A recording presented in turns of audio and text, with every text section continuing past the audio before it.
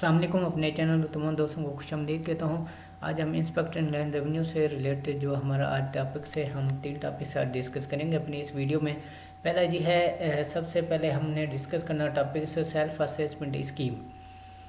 इसके बाद number 2 topics हम डिस्कस करेंगे असेसमेंट एंड इट्स टाइप, और थर्ड टॉपिक से हमारे पास रिटर्न।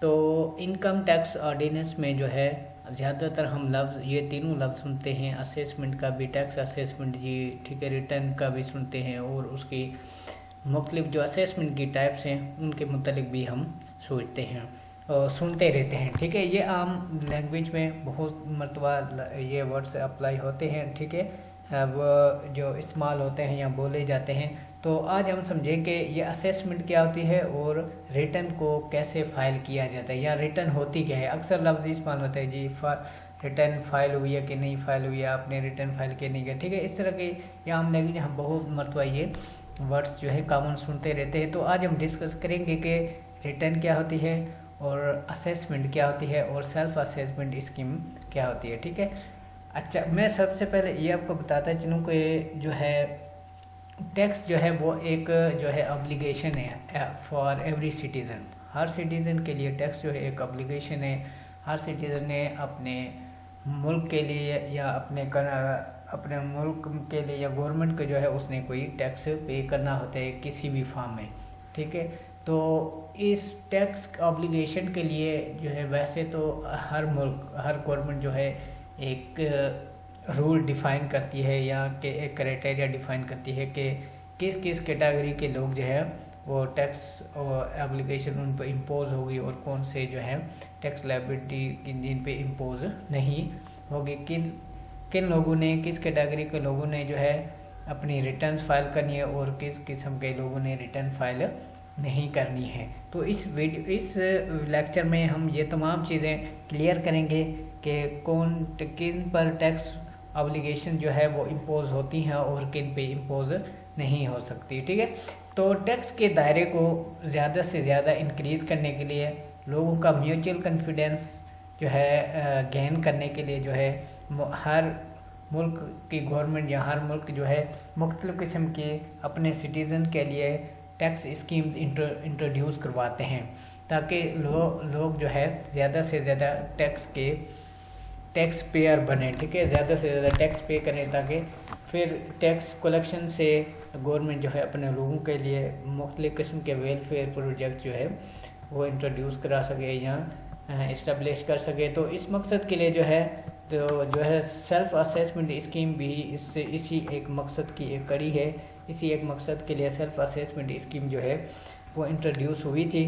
तो हम डिस्कस करते हैं कि पाकिस्तान में ये सेल्फ असेसमेंट स्कीम कब डिफ़ाइन हुई, कब इंट्रोड्यूस इसका हुआ था या कब इंट्रोड्यूस कराई गई थी, और इसके बाद हम पढ़ेंगे कि असेसमेंट का क्या मतलब होता है।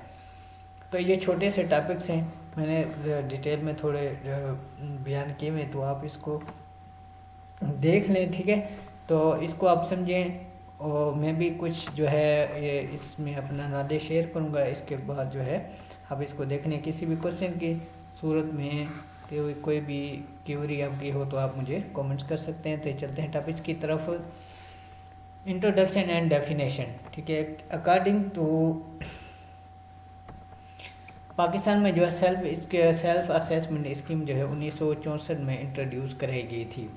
इस स्कीम के मुताबिक ये अज्यूम किया जाता है, ये फ़र्ज़ किया जाता है कि जो टैक्स पेयर हैं वो वॉलंटरी तौर पर जो है इनकम टैक्स के जो भी रूल्स हैं जो मुल्क में इंट्रोड्यूस करा गए हैं उनकी पाबंदी करते हैं, और उसके मुताबिक जो है वो अपने टैक्स जो है वो गवर्नमेंट को पे करते हैं अकॉर्डिंग टू इनकम टैक्स लाज। जो भी इनकम टैक्स लाज हैं उनके मुताबिक जो भी उनकी इनकम बनती है उस पर जो भी टैक्स इम्पोज होता है तो वो वॉलंटरी तौर पर जो है टैक्स पे करते हैं। ये अज्यूम किया जाता है, ये इसकी कंडीशनें हैं। आप देख लें कि सेल्फ असेसमेंट स्कीम में ये जो सेल्फ असेसमेंट स्कीम ये बेस्ड है, एक अज्यूम बेस्ड है। ठीक है ना, कि इसमें ये अज्यूम किया जाता है कि टैक्स पेयर जो है वो इनकम टैक्स लाज को फॉलो करता है और इनकम टैक्स लाज के मुताबिक जो अपनी टैक्स लायबिलिटी है उसको पे करता है, और खुद ही अपनी इनकम के असेसमेंट करके अपनी टैक्स लाइबिलिटी को जो है कंप्यूट करता है और फिर उसको गवर्नमेंट या टैक्स डिपार्टमेंट को पे करता है। ये तमाम चीज़ें इसमें अज्यूम की जाती हैं। इसी तरह टैक्सेबल इनकम और tax liability tax payer disclose करता है थ्रू रिटर्न, ठीक है। जब रिटर्न को फाइल करता है तो उसमें टैक्स पेयर अपनी तमाम टैक्स लाइबिलिटी और टैक्सेबल इनकम को भी डिक्लेयर करता है। और डिक्लेयर का मकसद यही होता है कि जो भी इंफॉर्मेशन डिक्लेयर की गई है वो करेक्ट और फेयर है। इसके सबसे जो इम्पोर्टेंट एक्सेप्टेंस जो है इस अजम्पशन की वो ये है कि जो भी टैक्स पेयर जो है अपनी इंफॉर्मेशन कंसील्ड करेगा या रिवील करेगा तो या असेस करेगा तो उसको ये कंसिडर किया जाए कि ये कमिश्नर की तरफ से जो है ये जो टैक्स लाइबिलिटी है या टैक्सेबल इनकम जो है वो असेस की गई है कि ये इसको कमीशन ने असेस किया है। हालांकि ऐसा होता नहीं है, असेस कौन कर रहा होता है, असेस कर रहा होता है टैक्स पेयर ही असेस कर रहा होता है, फिर वही असेसमेंट जो है वो इसमें FPR के पास जमा करा रहा होता है या इनलैंड रेवेन्यू में वो जमा करा रहा होता है। लेकिन assume according to self assessment scheme ये अज्यूम किया जाता है कि जो भी असेसमेंट हुई है टैक्स पेयर से ओरिजिनली ये जो है वो कमिश्नर से ही उसको कंसीडर किया जाएगा, उसको ट्रीट ऐसे किया जाएगा जैसे कि कमिश्नर ने उस टैक्स लाइबिलिटी की असेसमेंट की हो। तो इसकी डेफिनेशन देख लें सेल्फ असेसमेंट की। ये डेफिनेशन है कि अगर टैक्स ऐसी स्कीम जिसमें टैक्स पेयर को ऑप्शन दिया जाता है कि वो खुद ही अपनी टैक्सेबल लाइबिलिटी को डिटरमाइन करे, कंप्यूट करे और उसके मुताबिक अपना टैक्स पे करे, तो इसको हम कहते हैं सेल्फ असेसमेंट स्कीम, ठीक है। दूसरे अल्फाज में इसको आप यूँ भी कह सकते हैं कि ये एक वॉलेंटरली जो है ऑब्लिगेशन है या रिस्पॉन्सिबिलिटी है कि जो है एवरी टैक्स पेयर जो है वो टैक्स पे करे अकॉर्डिंग टू हिज ओन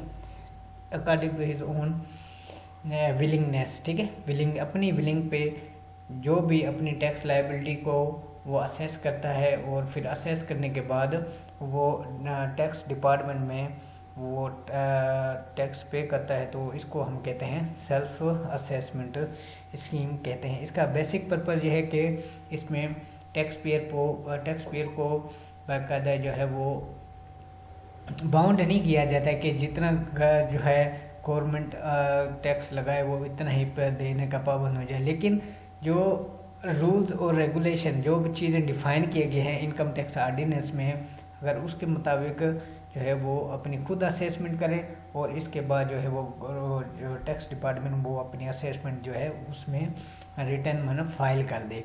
इसके बाद अगर जो टैक्स डिपार्टमेंट है वो फाइल रिटर्न को चेक करेंगे कि उसमें कौन कौन सी चीज़ें जो है कंप्यूट की गई हैं, कौन सी चीज़ें रह गई हैं, तो ये इसमें हम डिस्कस ये है ये सेल्फ असेसमेंट स्कीम। ये हर मुल्क जो है ये इंट्रोड्यूस कराता है, हर गवर्नमेंट जो है इंट्रोड्यूस कराती है to increase the tax range. Objective of self assessment scheme to relieve from complexity of tax system. Tax system की कम्प्लेक्स पेचीदगी को ख़त्म करने के लिए या कम करने के लिए जो है इस तरह की स्कीमें जो है सेल्फ असेसमेंट स्कीम जो है वो इंट्रोड्यूस करेगी है।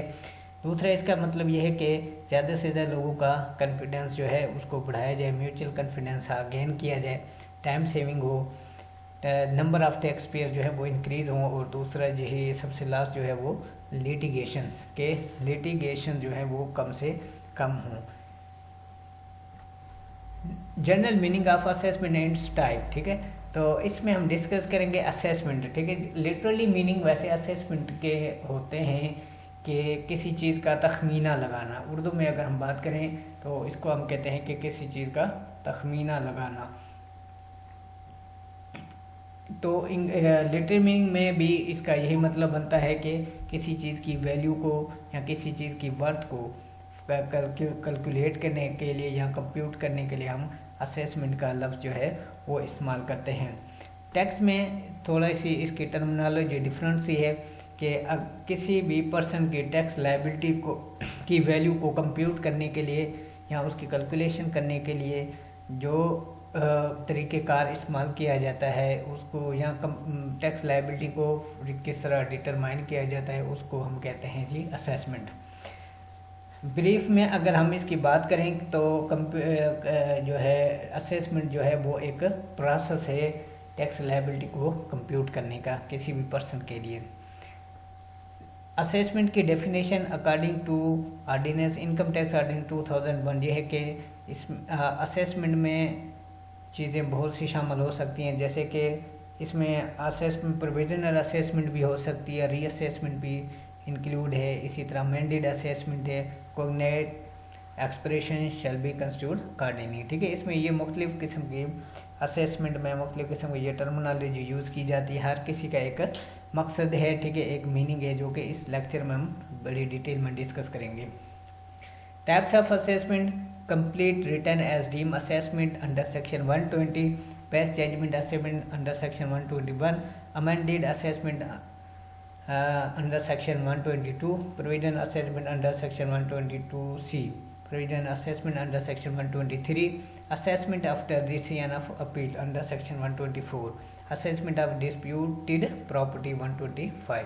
ये तमाम असेसमेंट की जो है टाइप्स हैं कि अगर ये सूरतें, ठीक है, अगर ये केस आ जाती है या ये केस होती है तो इस सूरत में हमने असेसमेंट को कैसे ट्रीट करना है या उसको हमने कैसे समझना है कि कैसे टैक्स लायबिलिटी को कंप्यूट करना है, असेस करना है।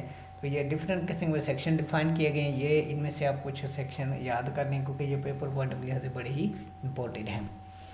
Complete return as deem assessment, ठीक है, फर्स्ट पॉइंट हम इसका डिस्कस करने लगे हैं कि एक रिटर्न है उसको क्यों ट्रीट किया जाता है, कि कैसे ट्रीट किया जाता है, कि वो एक असेसमेंट है, ठीक है, एक जो है कैलकुलेशन है किसी भी चीज़ की वैल्यू फाइंड करने के लिए। सबसे पहले हम इसका इंट्रोडक्शन देख लेते हैं जी। डीम्ड असेसमेंट का मतलब ये होता है कि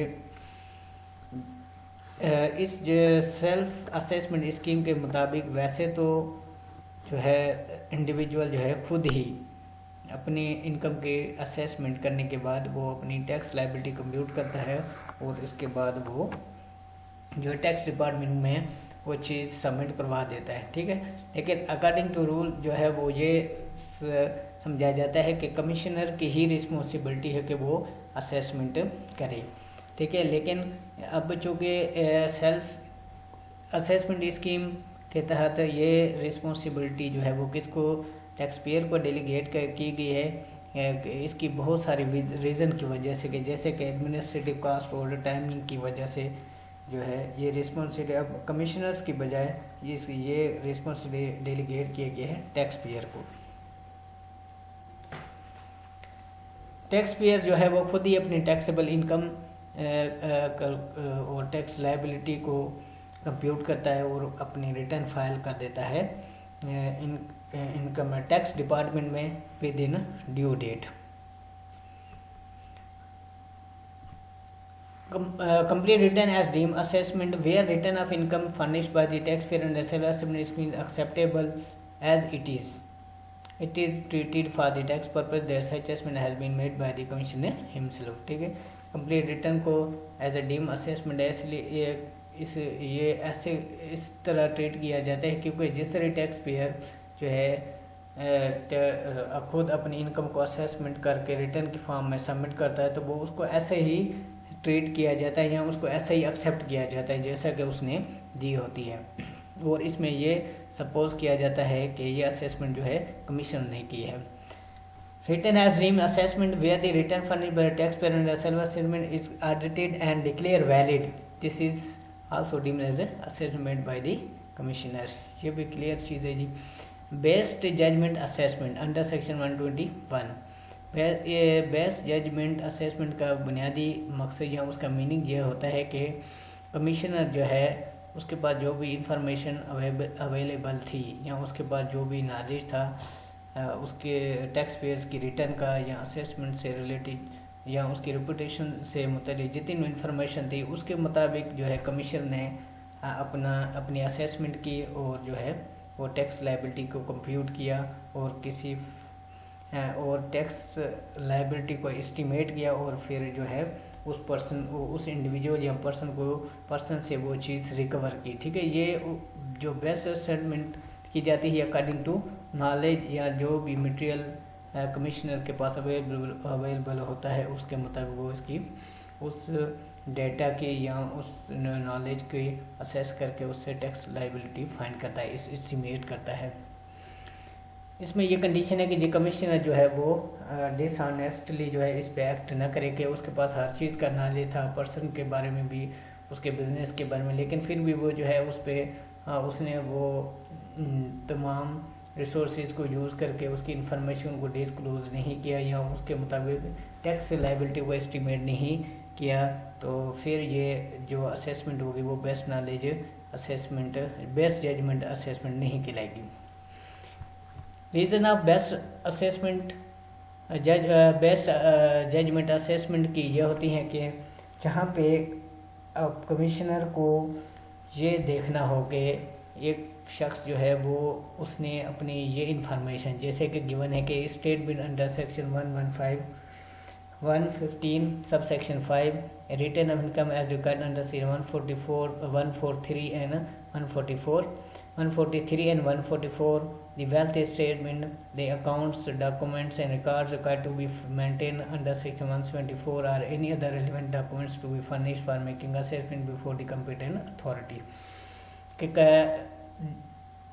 बेस्ट जजमेंट असेसमेंट की रीज़न ये है कि अगर कमिश्नर देखता है कि किसी भी शख्स ने अगर ये स्टेटमेंटें जिस तरह की ये चीज़ें डिफ़ाइन की गई हैं अंडर सेक्शन 115 के साथ कोई स्टेटमेंट डिफ़ाइन की गई है, अगर वो स्टेटमेंट किसी भी इंडिविजुअल की या पर्सन की नहीं पहुंचती टैक्स डिपार्टमेंट पे, और कुछ ऐसी इनकम्स की रिटर्न है जो कि अंडर सेक्शन 143 और 144 के तहत नहीं सबमिट होती, तो फिर जो है कमिश्नर जो है उस चीज़ को एस्टिमेट करता है ताकि वो कोई डिसीजन ले सके कॉम्पिटेंट अथॉरिटी के पास वो चीज़ें जाने से पहले। असेसमेंट बेस जजमेंट असेसमेंट की जो बेस होती है वो अवेलेबल इंफॉर्मेशन पर होती है जो कि CR के पास ऑलरेडी मौजूद, CIR के पास ऑलरेडी मौजूद होती हैं, और वही उसकी जो है जजमेंट का बेस्ट जरिया बनती है। नेचर ऑफ असेसमेंट ऑर्डर जो है वो इन चीज़ों पे होगा कि the taxable income, the amount of tax due and amount of tax paid if any. Time restriction और बेस्ट जजमेंट असेसमेंट पर ये टाइम रिस्ट्रिक्शन है कि ये 5 साल के अंदर होनी चाहिए। ठीक है, after the end of the tax year to which it relates. ठीक है, 5 साल के अंदर होनी चाहिए और उस टैक्स ईयर के बाद जिस पे ये ख़त्म हुआ था, जिससे ये टैक्स असेसमेंट रिलेट करती है उसी के अंदर होनी चाहिए। 5 साल से बाद के अरसे के बाद की जजमेंट जो है वो बेस्ट जजमेंट असेसमेंट नहीं कहलाएगी। अमेंडेड असेसमेंट का मतलब यह है कि टैक्स पेयर ने कोई असेसमेंट जमा करवाई अपनी, और लेकिन कमिश्नर ने या टैक्स डिपार्टमेंट में उसमें कुछ मॉडिफिकेशन कर दी या उसमें चेंजिंग कर दी, तो उसको हम कहते हैं अमेंडेड असेसमेंट। इसको डील किया जाता है सेक्शन 122 के तहत, अंडर सेक्शन 122। ठीक है, modification by the CR in the original assessment is called amended assessment. Original assessment में in the form of deemed assessment और best judgement assessment. Return of amended assessment is demanded amended where on the basis of definite information acquired from audit or otherwise the commissioner is satisfied that an income chargeable to tax has escaped assessment or total income has been under assessed or assessed at too low rate or has been subject to the excess relief or fund. Any amount under head of income has been misclassified.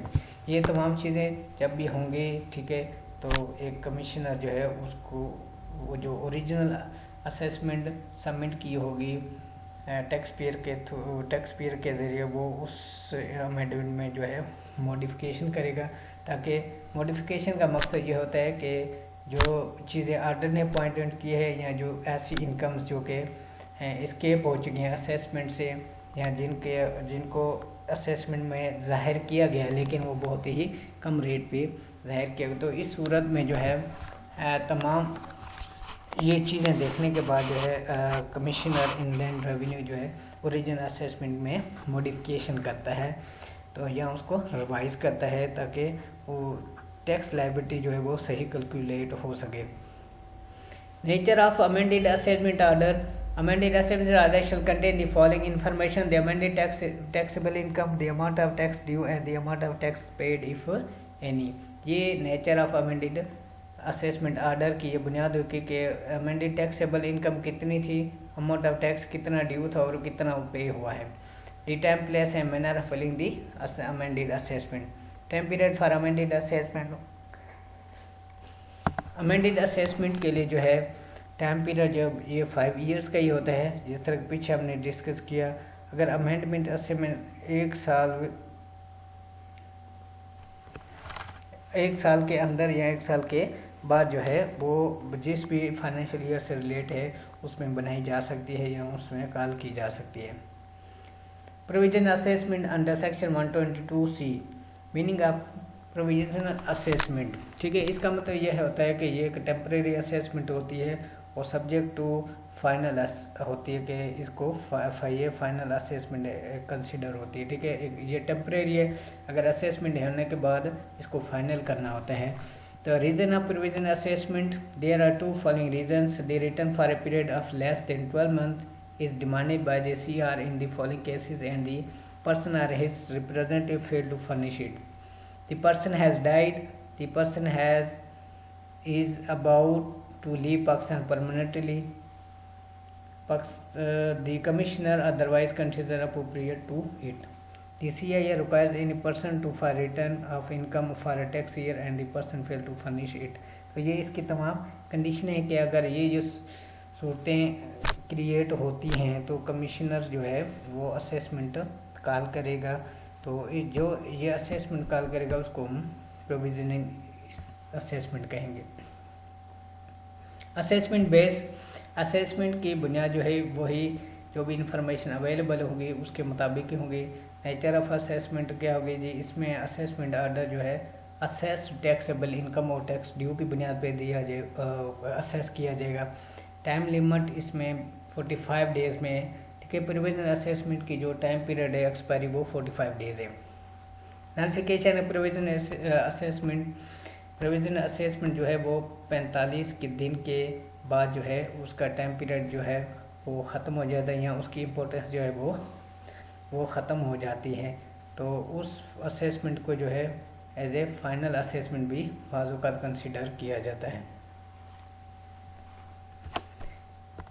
Provision assessment under section 123, इसमें ये जो provision assessment होती है इसमें किसी भी secret या concealed asset जो कि किसी भी डिपार्टमेंट, गवर्नमेंट डिपार्टमेंट के ज़रिए या एजेंसी के ज़रिए उसको इंट्रोड्यूस किया गया या रिवील्ड किया गया है, तो इस सूरत में जो है provisional assessment under section 123 submit की जाती है।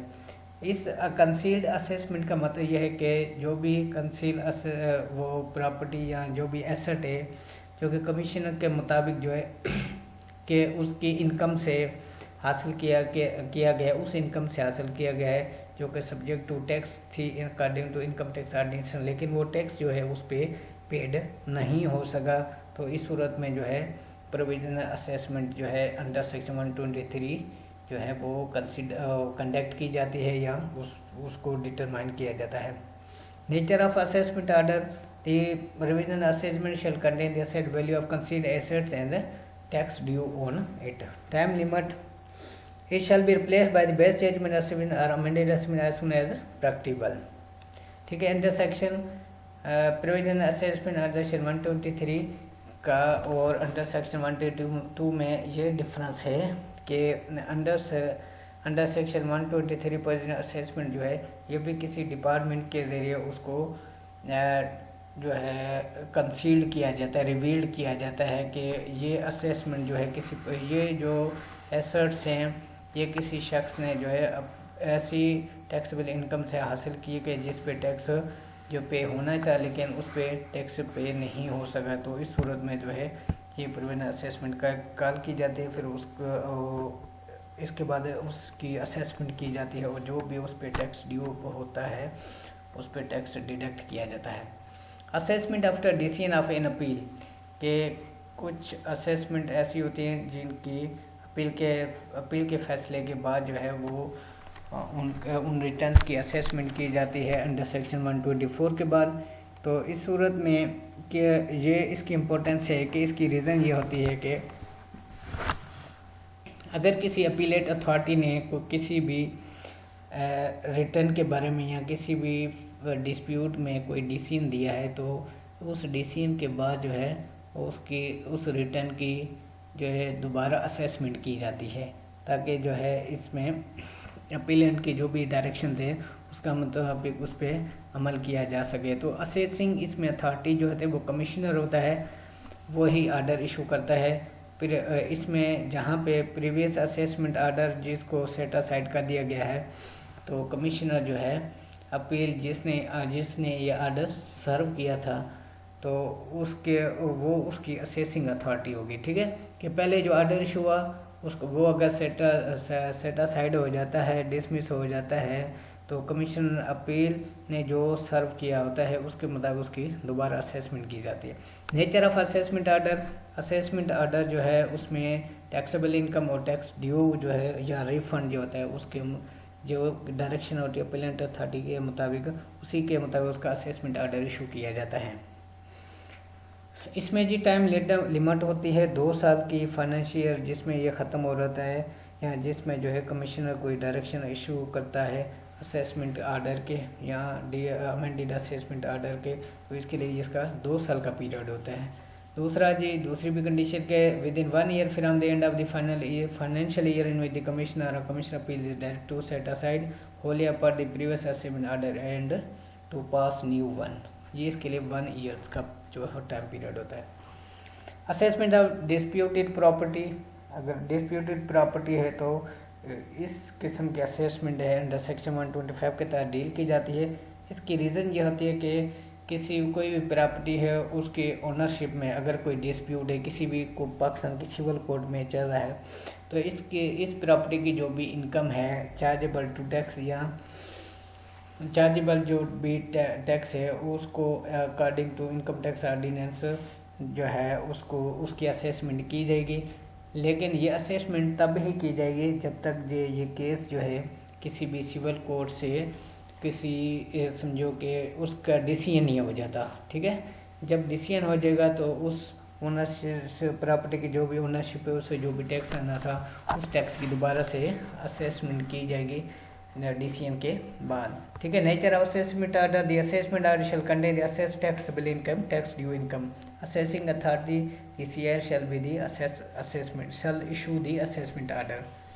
Time limit and assessment order or amended assessment order in respect of such income may be issued at any time within 1 year after the end of the financial year in which the decision of the court is made. ठीक है, यहाँ पे एक decision का लफ्ज़ missing है तो यहाँ पे डिसीजन ऑफ द कोर्ट आएगा कि असेसमेंट ऑर्डर या अमेंडेड असेसमेंट ऑर्डर जो है इस किस्म के इनकम के लिए ये किसी टाइम भी इशू हो सकते हैं 1 साल के अंदर फैसला होने के बाद।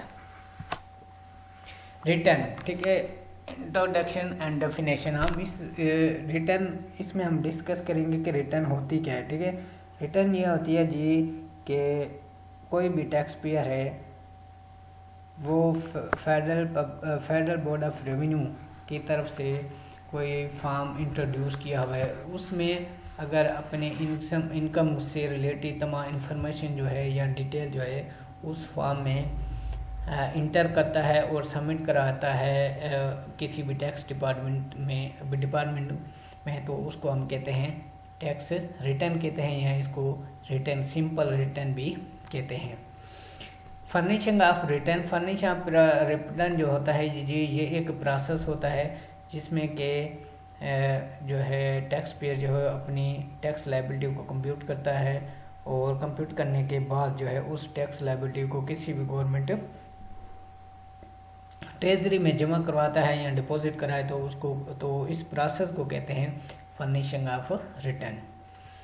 Definition: a prescribed form which is used by person to provide particular of its income and tax liability to the tax department for a tax year is termed as a return of income or simple I return। ठीक है, ये इसकी complete definition है।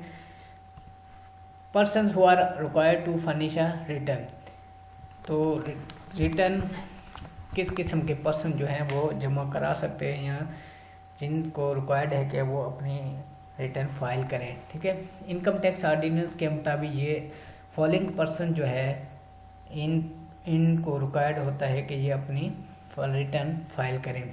Number 1 पे हमारे पास company, non salaried individual or an AOP, non profit organisation, welfare institution, person chargeable to tax in present tax years, person claiming a loss, owner of 100cc motor vehicle, person having national tax number, individual having salary of 500,000 or more, holder of commercial or industrial electricity connection where the amount of annual bill of such connection exceed 500,000।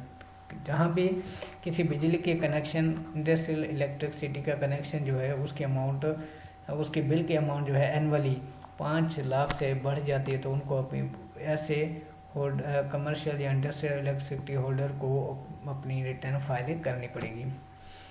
इसी तरह जो individual having income from business, ठीक है, ऐसे individual जिनके income from business जो है वो अगर 3.5 लाख से बढ़ जाए लेकिन 4 लाख से exceed 350,000 but does not exceed 400 in a taxation furnish a return। ठीक है, 3.5 लाख से तो एक्सीड करे लेकिन 4 लाख से एक्सीड ना करे तो इस सूरत में ऐसे इंडिविजुअल को या पर्सन को भी जो है अपनी रिटर्न टैक्स रिटर्न फाइल करनी पड़ेगी।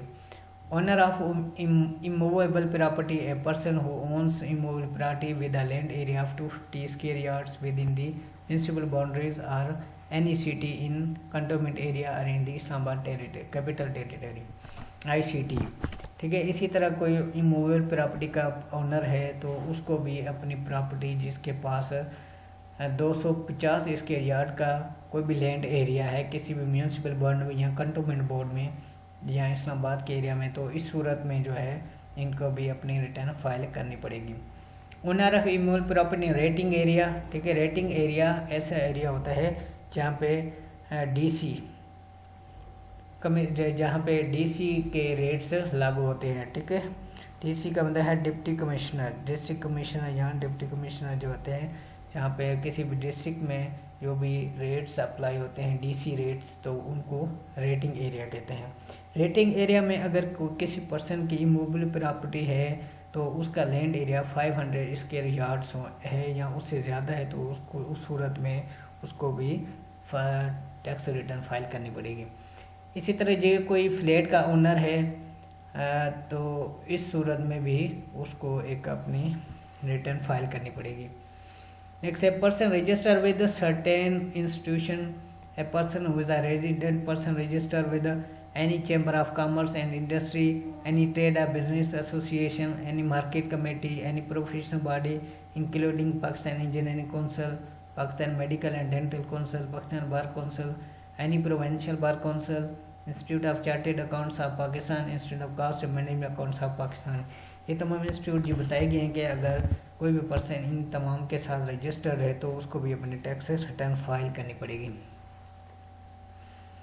अब इसमें कुछ कंडीशंस भी दी गई हैं कि अगर कोई पर्सन जो है वो इमूवेबल प्रॉपर्टी का ओनर है, ठीक है, या उसके पास ओनरशिप है, लेकिन इस सूरत में कि अगर वो बंदा जो है एक विडो है तो उस सूरत में उस विडो को है तो इमूवेबल ओनरशिप, लेकिन चूँकि अब ये विडो है तो इस सूरत में इसको अपनी टैक्स रिटर्न फाइल नहीं करनी पड़ेगी। इसी तरह कोई आर्फन है, यतीम है और उसकी 25 साल से कम है तो इस सूरत में भी उसको अपनी इमूवेबल प्रॉपर्टी की जो है फाइल रिटर्न नहीं करनी पड़ेगी। इसी तरह डिसेबल पर्सन है, जो नॉन रेजिडेंट पर्सन, ये तमाम पर्सन जो है इन पे जो है उन पे टैक्स फाइल रिटर्न की कंडीशन इम्पोज नहीं होती।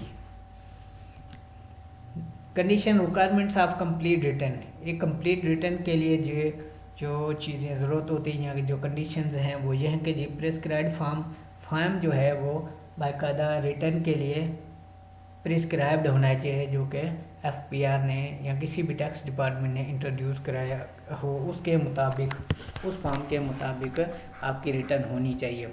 अटैचमेंट ऑफ रिक्वायर्ड डॉक्यूमेंट्स, इस फॉर्म के साथ जो भी चीज़ें या डॉक्यूमेंट्स रिक्वायर्ड हैं वो उसके साथ अटैच होनी चाहिए। Disclosure of relevant information, relevant information को लाजमी डिस्क्लोज करें जी। Declare of records, verification return, signature of the person, furnish in a prescribed manner, application for NTN। Furnish in a prescribed manner, इसका मतलब यह है कि जब भी आप रिटर्न फाइल करेंगे और उसको किसी टैक्स डिपार्टमेंट की तरफ भेजेंगे तो उसका मतलब ये होना चाहिए कि आपकी टैक्स रिटर्न वो है वो बाकायदा रजिस्टर्ड मोड के ज़रिए होने चाहिए। रजिस्टर्ड मोड, कोई भी रजिस्टर्ड मोड है, ठीक है, किसी कोरियर सर्विसेज के ज़रिए आप उसको बाकायदा रजिस्ट्रेशन के ज़रिए उसको भिजवा सकते हैं, ताकि इसमें रजिस्टर्ड होने का मकसद ये होता है कि वो कहीं मिसप्लेस ना हो सके या किसी रिक्वायर्ड प्लेस पे जाने के बजाय किसी और जगह ना चली जाए। इसी तरह ये एप्लीकेशन फॉर NTN होनी चाहिए। एविडेंस ऑफ पेमेंट भी आपके पास अगर कोई पेमेंट हुई है तो उसका भी सबूत होना चाहिए। अब हम MCQs डिस्कस करते हैं इस टॉपिक से रिलेटेड। सबसे पहला जो है MCQs है जी, literally meanings of assessment. Option A, calculation about the value of something, B, calculation about the status of something, C, calculation about the inheritance of something, D, none of above. तो इसका right answer है हमारे पास A, calculation about the value of something. तो इसको हम कहते हैं असेसमेंट, ये इसका लिटरली मतलब होता है। To compute the value of tax liability, option A, assessment, B, return of income, C, calculation, D, none of above. तो इसका राइट आंसर है A। टैक्स लायबिलिटी की वैल्यू को कंप्यूट करने के लिए हम असेसमेंट करते हैं या असेसमेंट का वर्ड यूज़ करते हैं। Types of assessment, amended assessment, provisional assessment, best judgement assessment, D, all of above. तो ये तमाम असेसमेंट की टाइप्स हैं, तो D इसका राइट ऑप्शन है। Who make the best judgement assessment, option A, the CIR, commissioner inland revenue, the tax payer, the assessee, D, all of above. तो इसमें से राइट आंसर है CIR, ठीक है, commissioner inland revenue. Who makes the amended assessment, option A, the CIR, the tax payer, the assessee, D, all of above. तो इसका right answer है हमारे पास A।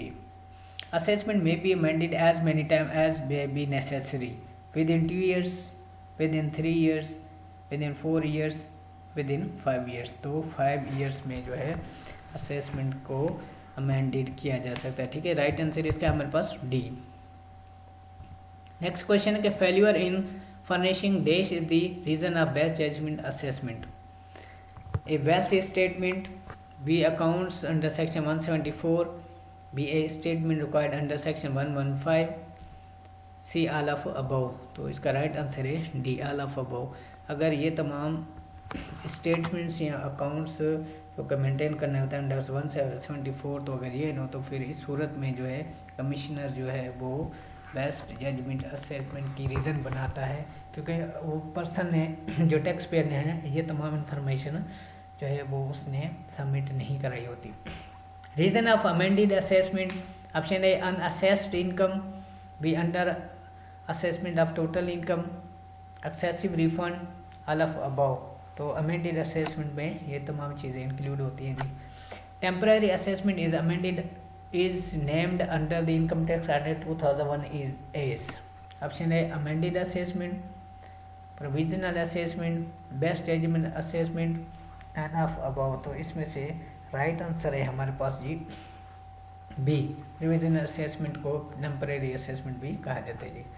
Provisional assessment should be converted into amended assessment, amended assessment or best judgment assessment, the original assessment, the none of above।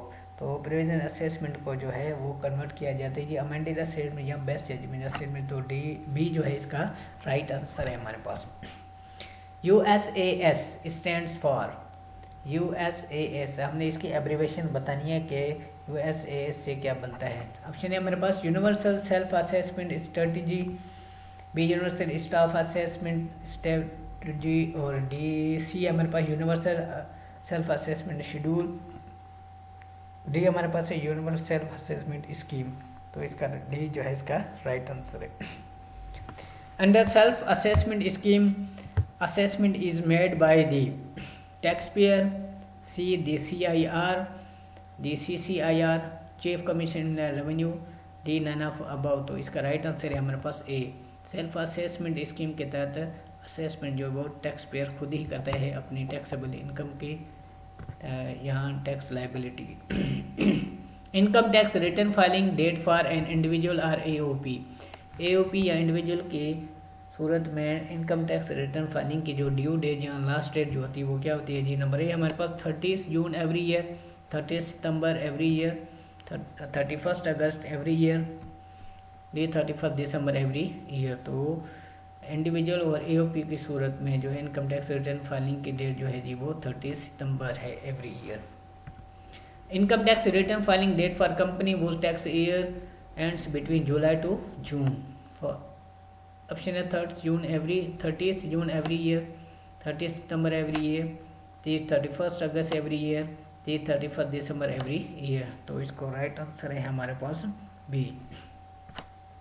Income tax return filing date for company whose in tax year ends between January to December.